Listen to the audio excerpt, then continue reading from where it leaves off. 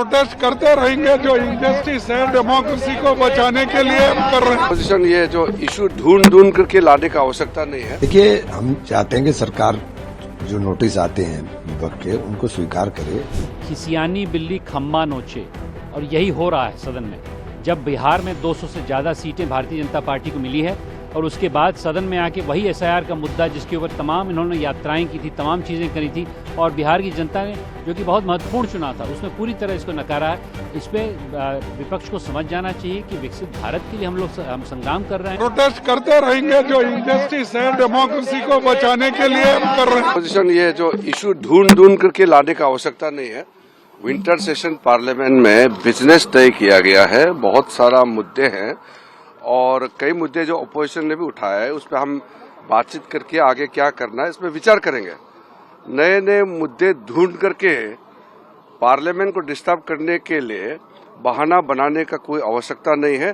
हर मुद्दे अपने जगह में इम्पोर्टेंट है, लेकिन मुद्दे को आप हथियार बना करके पार्लियामेंट को स्टॉल करेंगे, ये तो ठीक नहीं है। देखिए, हम चाहते हैं कि सरकार जो नोटिस आते हैं विपक्ष के उनको स्वीकार करे और सदन को सुचारू रूप से चलाए। एसआईआर एक बड़ा मुद्दा है देश के अंदर। चुनावी सुधार के ऊपर आप चर्चा कर सकते हैं, आप चुनावी सुधार के ऊपर बात कर सकते हैं, तो आप ये बात कहकर नहीं बच सकते कि इलेक्शन कमीशन के ऊपर चर्चा संवैधानिक संस्थाएं हम नहीं कर सकते। चुनाव सुधार के ऊपर चर्चा की जा सकती है। एक हिंदी का मुहावरा है, खिसियानी बिल्ली खम्बा नोचे, और यही हो रहा है सदन में। जब बिहार में 200 से ज्यादा सीटें भारतीय जनता पार्टी को मिली है और उसके बाद सदन में आके वही एसआईआर का मुद्दा, जिसके ऊपर तमाम इन्होंने यात्राएं की थी, तमाम चीजें करी थी, और बिहार की जनता ने जो कि बहुत महत्वपूर्ण चुनाव था उसमें पूरी तरह इसको नकारा है। इस पे विपक्ष को समझ जाना चाहिए कि विकसित भारत के लिए हम संग्राम कर रहे हैं।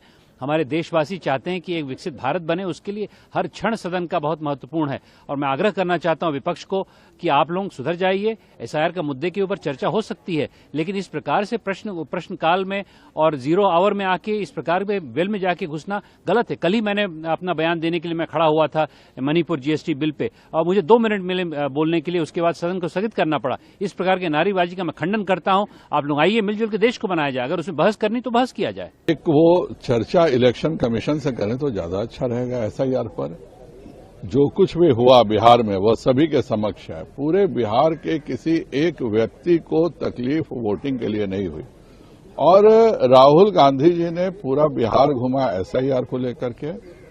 सरकार के मुद्दों पर उनका कोई बहस नहीं था। हम बंगाल में ये हरगिज नहीं होने देंगे। ममता बनर्जी को बताना पड़ेगा कि बंगाल में बहुसंख्यक समाज पर इतना अत्याचार क्यों होता है।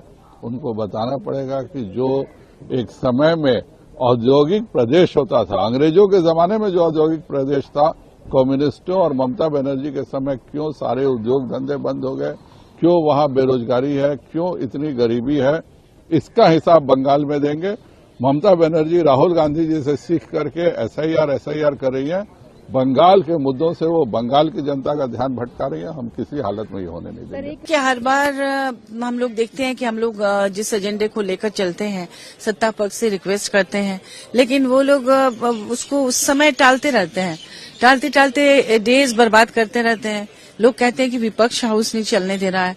एक्चुअल जो देखा जाता है कि सत्ता पक्ष ही नहीं चाहती कि हाउस चले। अगर ऐसा होता तो बाद में तो वो मान जाती है, लेकिन शुरू में दिन बर्बाद होते रहते हैं। ये पूरे देश का नुकसान है। आप क्यों नहीं उस पर बात करना चाहते हैं? आपकी जनता चाहती है कि आप उस पर डिस्कशन तो करें, उसके बाद जो करना है वो तो आप करेंगे ही। एटलीस्ट सबकी राय आनी चाहिए, इससे देश को फायदा हो रहा है या नुकसान हो रहा है ये पता चले। तो कल जैसे परसों ऑल पार्टी मीटिंग में जब बोला गया कि हम लोग विपक्ष की बात मानेंगे और हम लोग करेंगे, कल जब बोला गया तो कहे हमें सोचने का वक्त दीजिए। कितना वक्त लगता है सोचने का?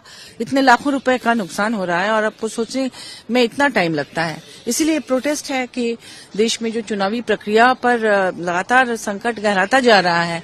देखा जा रहा है कि लोकतंत्र धीरे धीरे एक तंत्र की तरफ बढ़ रहा है। इसलिए हम लोग चाहते हैं कि सरकार का ध्यान इस तरफ आए और हम लोग प्रोटेस्ट कर रहे हैं।